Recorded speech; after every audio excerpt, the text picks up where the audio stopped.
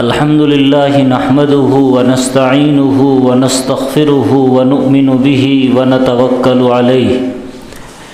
ونعوذ بالله من شرور أنفسنا ومن سيئات أعمالنا من يهده الله فلا مضل له ومن يضلله فلا هادي له ونشهد أن لا إله إلا الله وحده لا شريك له ونشهد أن سيدنا ومولانا محمدًا عبده ورسوله أعوذ بالله من الشيطان الرجيم بسم الله الرحمن الرحيم اتل ما أوحي إليك من كتاب ربك لا مبدل لكلماته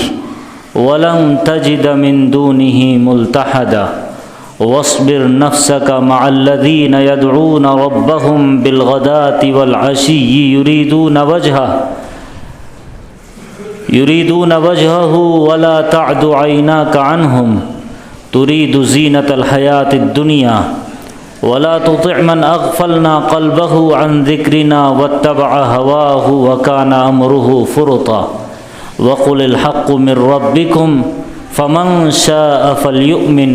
ومن شاء فليكفر إنا أعتدنا للظالمين نارا أحاط بهم سرادقها وإن يستغيثوا يغاثوا بماء كالمهل يشفي الوجوه بئس الشراب وساءت مرتفقا صدق الله العلي العظيم اللهم صل على سيدنا محمد وعلى آل سیدنا محمد وبارک وسلم۔ محترم سامعین، بزرگان دین، عزیز نوجوانوں، قرآن پاک کی جو آیات کریمہ آپ حضرات کے سامنے تلاوت کی گئی، یہ سورۃ الکہف کی چند آیات میں نے آپ کے سامنے تلاوت کی ہے۔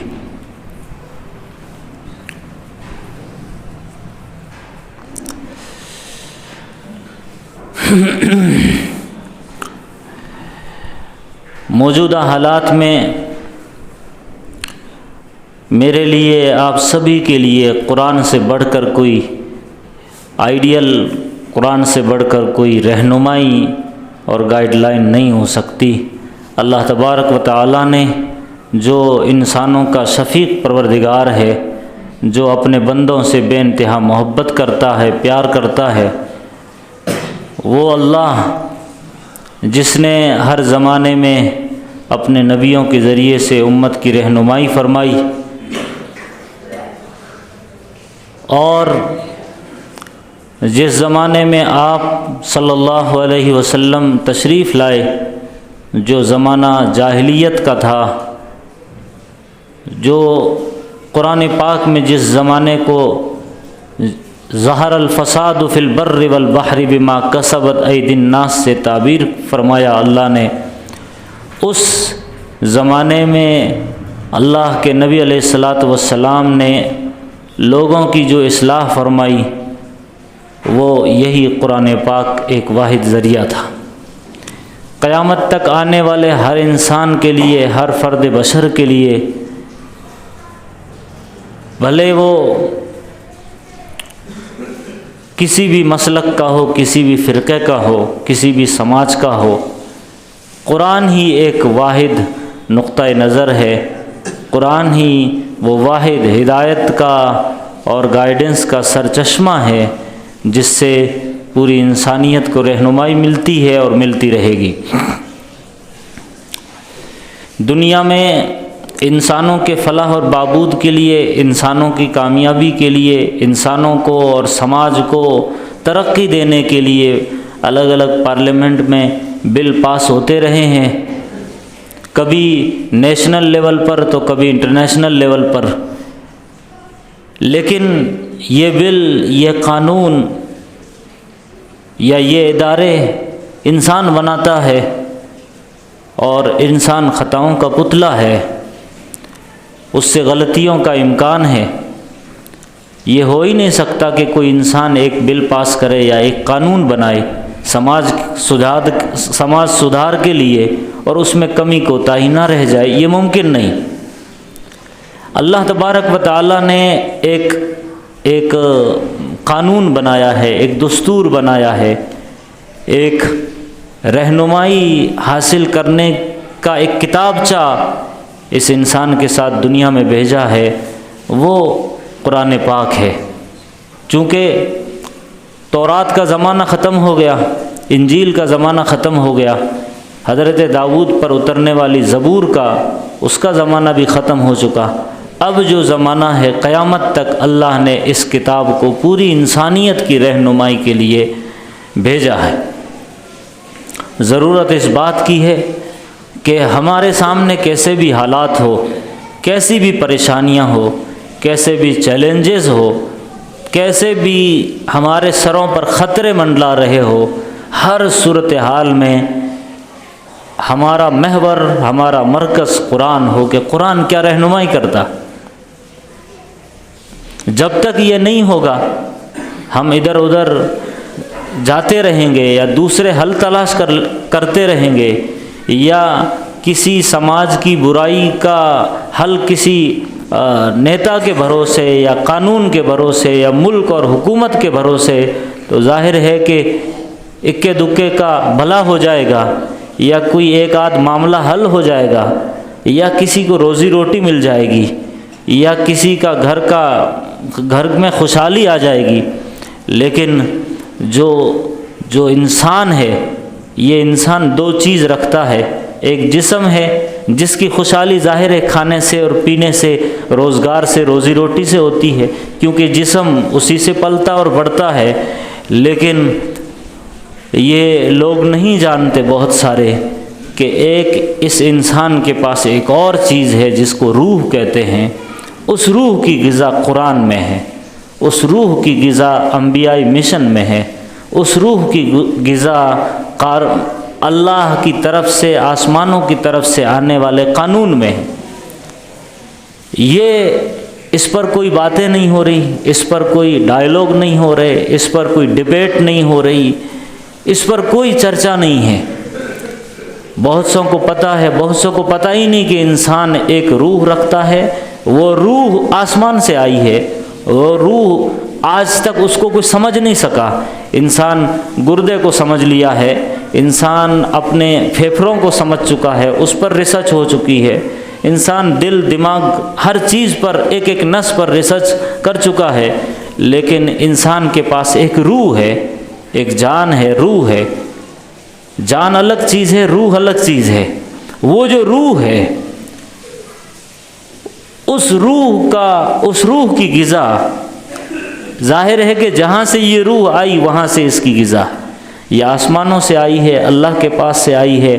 تو ظاہر ہے کہ اس کی غذا بھی اللہ کے پاس ہے، اور وہ غذا ہے انبیائی مشن، وہ غذا ہے قرآنی مشن، وہ غذا ہے ربانی مشن، اور وہ قرآن اور انبیاء کے طریقے سے ملتا ہے۔ پوری دنیا میں اس وقت جتنی بھی محنت، دوڑ دھوپ انسان جو کر رہا ہے، جو کوشش میں لگا ہے، وہ کھانا پینا، اپنا پیٹ، اپنی شہوت، اپنی خواہش، بس اس کے ارد گرد پوری دنیا گھوم رہی ہے۔ ہر چھوٹے سے چھوٹا اور بڑے سے بڑا، بھلے وہ نوکری پیشہ والا انسان ہو یا کوئی جاہل ہو یا کوئی ان پڑھ ہو، ہر انسان زیادہ سے زیادہ کمائے، زیادہ سے زیادہ کھائے پیے اور زیادہ سے زیادہ اپنی شہوت پوری کرے۔ انسان کے پاس جو روح ہے، اس روح کو غذا دینے کے کوئی دنیا میں ذرائع موجود نہیں ہیں۔ بھلے وہ کالجز ہو، بھلے وہ اسکولز ہو، بھلے وہ یونیورسٹیز ہو، چند باتیں کر لیں گے، چند لیکچرز دے دیں گے، لیکن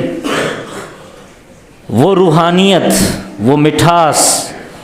وہ اخلاق، وہ کیریکٹر، وہ ہمدردی، دیکھیے انسان کے دو روپ ہے. ایک روپ ایسا ہے کہ اگر اس پر جانوروں والی صفت غالب ہے، کیونکہ انسان ایک جان رکھتا ہے، انسان ایک اینیمل ہے، اگر وہ جانوروں والی صفت اس پر حاوی ہے تو اس کو پھر کسی کو نیچا دکھانے میں مزہ آتا ہے، اس کو کسی کو دھوکہ دینے میں مزہ آتا ہے، اس کو کسی کو قتل کرنے میں مزہ آتا ہے، اس کو کسی پر حاوی رہنے میں مزہ آتا ہے، وہ کسی کے برابر نہیں چلنا چاہتا، وہ ہر ایک کو دور کرنا چاہتا ہے، ہر ایک کو دکھ پہنچانا چاہتا ہے. لیکن ایک انسان کے پاس جو دوسرا روپ ہے، جو روحانی مادہ یا روحانی غذا اگر اس کو ملتی رہے اور وہ اگر بڑی ہوئی ہے اور اس کا معاملہ بڑا ہوا ہے اور حیوانی جذبہ دبا ہوا ہے، تو پھر اس کو مزہ آئے گا کسی کی مدد کرنے میں، کسی کی ہیلپ کرنے میں، کسی کو دو بول میٹھے بولنے میں، اس کو مزہ آئے گا ماں باپ کی خدمت میں، اس کو مزہ آئے گا رشتہ داری نبھانے میں.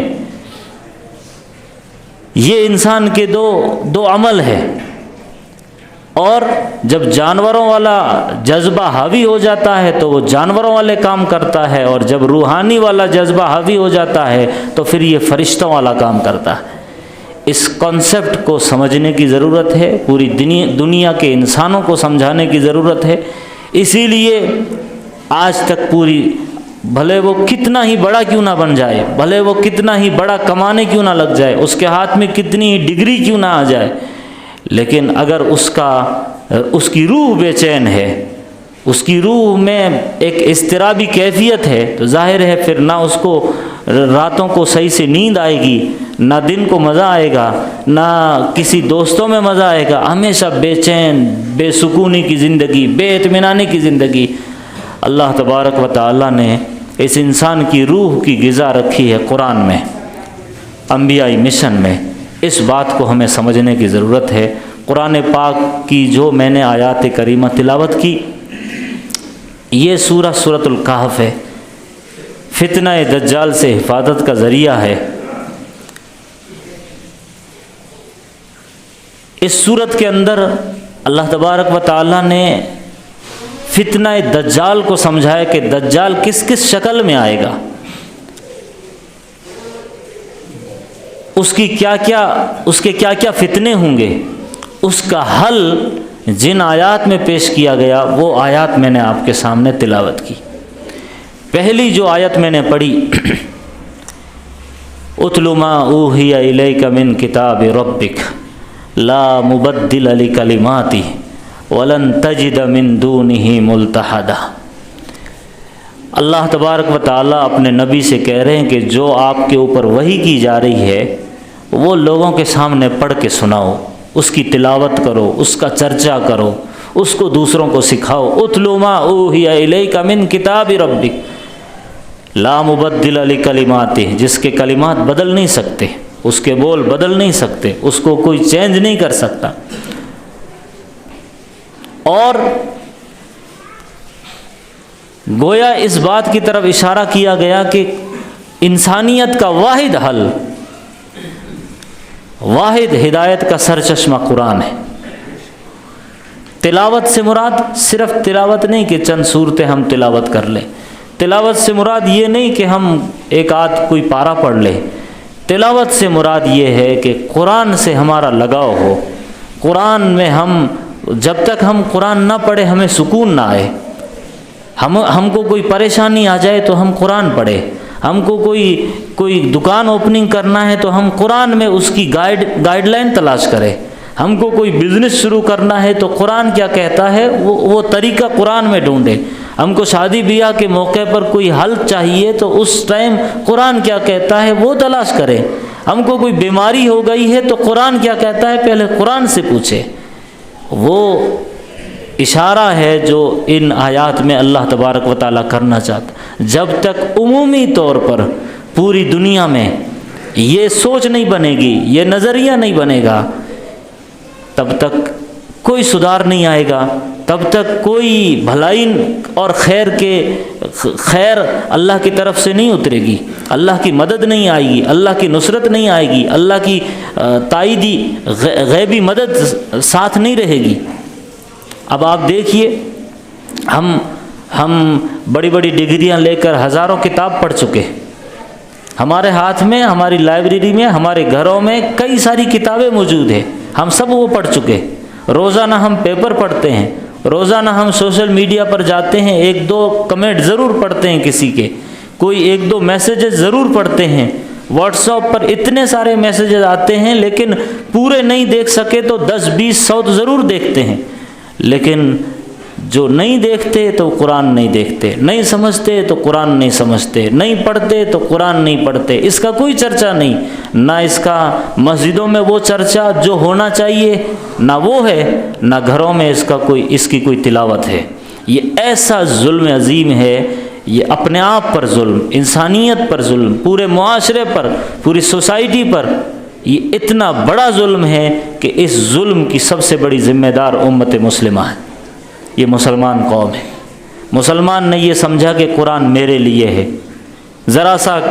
کسی نے اس کی بے ادبی کر دی تو چیختا ہے، چلاتا ہے، میری جاگیر ہے۔ ہم نے ان کو سمجھنے کے لیے دیا ہی نہیں، ہم نے ان کو چانس دیا ہی نہیں، ہم نے کبھی تذکرہ کیا ہی نہیں کہ قرآن میرا نہیں، سب کا ہے، پوری انسانیت کا ہے۔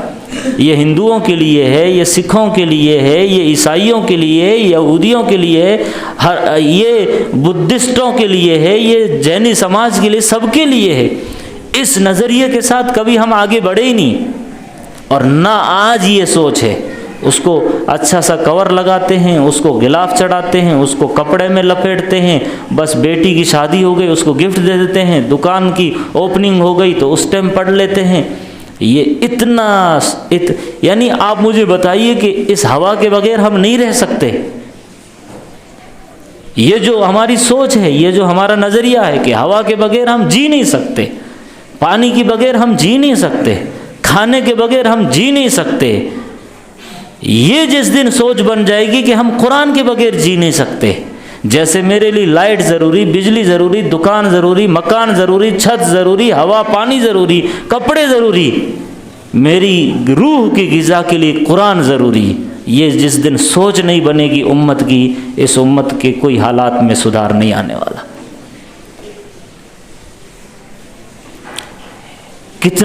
کتنی مرتبہ اس کا چرچا ہوا ہے، تقریروں میں کہا جاتا ہے، بیانوں میں کہا جاتا ہے کہ قرآن قرآن قرآن قرآن، لیکن امت مسلمہ بس ایسی جمی اور ایسا جمود طاری ہے کہ کوئی ٹس سے مس ہونے کو تیار نہیں۔ ہاں چند کتاب پڑھ لیں گے، کوئی حدیث کی کتاب پڑھ لیں گے، کوئی فضائل اعمال پڑھ لے گا، کوئی منتخب احادیث پڑھ لے گا، پڑھیے ضرور پڑھیے، اچھائیاں ہیں، بلائیاں ہیں، ان سے خیر وجود میں آتا ہے، لیکن آپ مجھے بتائیے کہ جس ندی سے، جس سمندر سے جو یہ چھوٹی چھوٹی نہریں پھوٹتی ہے، اس سمندر کو بھولے ہوئے ہیں، اس ندی کو بھولے ہوئے ہیں، اور ظاہر ہے کہ آپ دیکھیے سمندر پاک رہتا ہے، بڑی ندی پاک رہتی ہے، بڑا تالاب پاک رہتا ہے، اگر کسی نالے میں کچھ اس سے پانی چلا گیا تو ظاہر ہے وہاں گدلا ہو جاتا ہے، تھوڑا بہت ادھر چلا گیا تو ادھر گندا ہو جائے گا، چھوٹی ندی میں چلا گیا تو ادھر گندا ہو جائے گا، کچھ نہ کچھ ضرور آ جائے گا۔ لیکن جہاں سے پانی سپلائی ہوتا ہے وہاں پاک رہتا ہے، وہاں صاف رہتا ہے، وہاں کوئی وہ فلٹر ہو چکا ہوتا ہے، وہ ایک دم صاف ستھرا پانی رہتا ہے۔ قرآن کو آپ اس طرح سمجھیے کہ جو چینجنگ سے پاک ہے، تغیر سے پاک ہے، تبدل سے پاک ہے، ایک نقطے کا فرق نہیں، کوئی انگلی اٹھا نہیں سکتا، ہر مسلک والا مانے گا، اہل حدیث مانے گا، غیر مقلد مانے گا، تبلیغی مانے گا، سنی مانے گا، ہر امت مسلمہ کا ہر فرد مانے گا، وہ یہ سمجھے گا کہ یہ میری کتاب ہے، اس میں کوئی چینجنگ نہیں، اس میں کوئی تبدیلی نہیں، تو وہاں کیوں نہیں آتے جہاں ہم ایک ساتھ مل کر کے جمع ہو سکتے ہیں؟ اس پلیٹ فارم پر کیوں نہیں آتے جو قرآن کہتا ہے قُلْ تَعَالَوْا إِلَىٰ كَلِمَةٍ سَوَاءٍ بَيْنَنَا وَبَيْنَكُمْ؟ یہ اس ٹائم یہودیوں سے کہا گیا تھا قرآن نے، لیکن یہ صدا ہر جگہ ہے، ہر ایک کے لیے ہے کہ آؤ ایک ایسی بات کی طرف جو ہمارے تمہارے درمیان برابر ہے، سب کے درمیان برابر ہے۔ واحد حل قرآن، ہر برائی کا، ہر بگاڑ کا، ہر فساد کا، ہر کرپشن کا، بھلے وہ سیاسی بگاڑ ہو، بھلے وہ پارلیمانی بگاڑ ہو، بھلے وہ پولیس محکمے کا بگاڑ ہو، بھلے وہ نجی زندگی کا بگاڑ ہو، بھلے وہ سماجی زندگی کا بگاڑ ہو، ہر جگہ کے بگاڑ کا حل واحد قرآن۔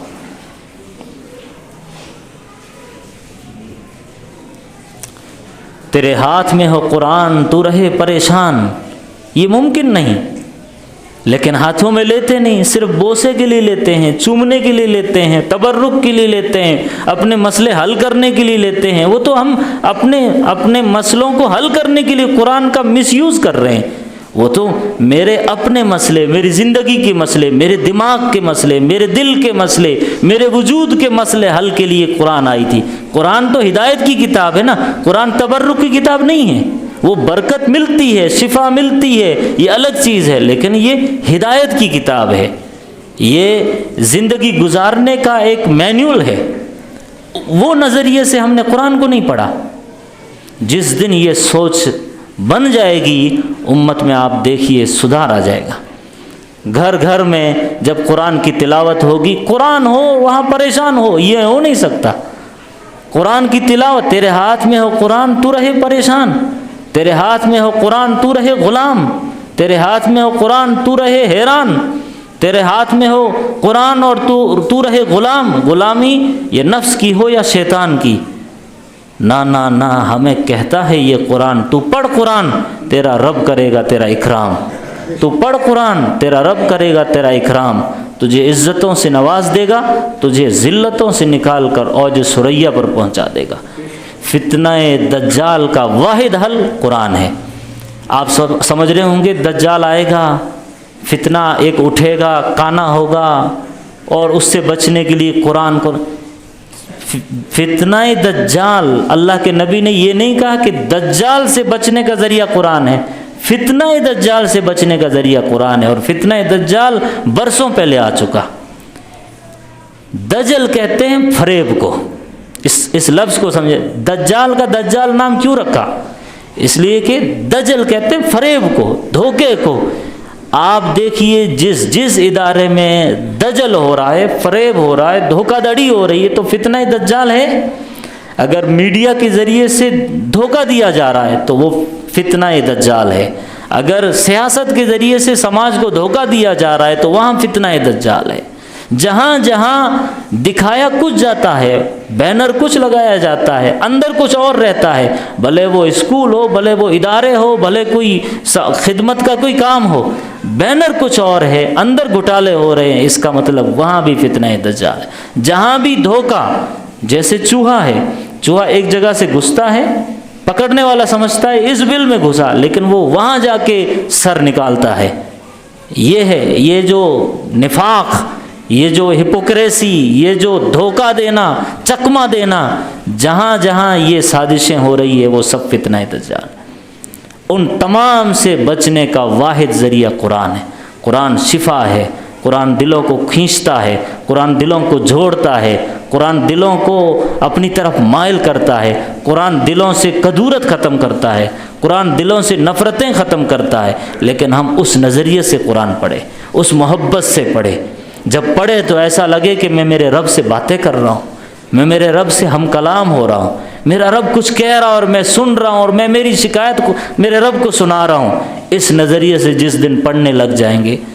جب آپ قل یا ایھا الکافرون صرف رٹے طوطے کی طرح پڑھیں گے، کچھ حل نہیں ہوگا۔ لیکن جس دن آپ یہ بولیں گے قل یا ایھا الکافرون لا اعبد ما تعبدون، اس نظریے سے پڑھیں گے کہ اے کافرو، اے ظالمو، اے مشرکو، نہ میں تمہارے بہکاوے میں کبھی آیا، نہ آنے والا ہوں، نہ آئندہ آؤں گا، نہ میں نے کبھی شرک کیا ہے، نہ کرنے والا ہوں، نہ کروں گا، نہ میں طور طریقوں میں کبھی آیا ہوں، نہ آنے والا ہوں، نہ آؤں گا۔ لکم دینکم ولی دین، تمہیں تمہارا مسلک، تمہارا دھرم، تمہارا کلچر مبارک ہو، میرا پاکیزہ دین، میرا طریقہ مجھے مبارک ہو۔ تم مرو جہنم میں، مجھے اللہ جنت دے گا۔ یہ جس دن نظریہ نہیں ہوگا، اس سوچ سے آپ قرآن پڑھیں گے تب جا کر کے، اور جب آپ یہ سوچ سے پڑھیں گے لکم دینکم ولی دین، جو غلط ترجمہ آپ اگر اپنے من سے کرو گے تو میں تمہارا دین مجھے میرا دین، مطلب کیا؟ تم اپنا کرتے رہو میں اپنا کرتے رہو، مجھے کوئی اعتراض نہیں۔ جس دن آپ اندر سے اعتراض والے جملے سے کہو گے تم یہ جو کر رہے ہو کرو،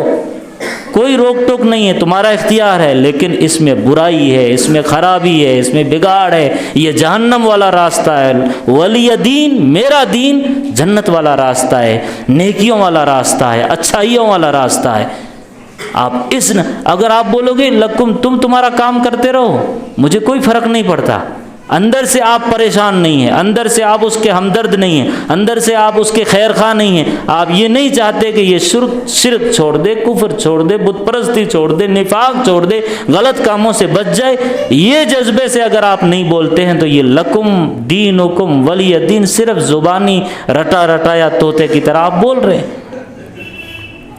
تو اللہ سے دعا فرمائے اللہ تبارک و تعالی ہم تمام کو قرآن پاک سے حقیقی محبت، سچا لگاؤ اور حقیقی عشق عطا فرمائے۔ وآخر دعوانا الحمدللہ رب العالمین۔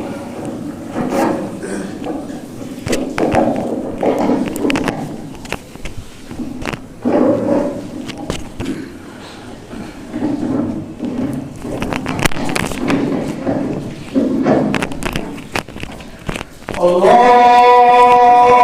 اکبر، اللہ اکبر، اللہ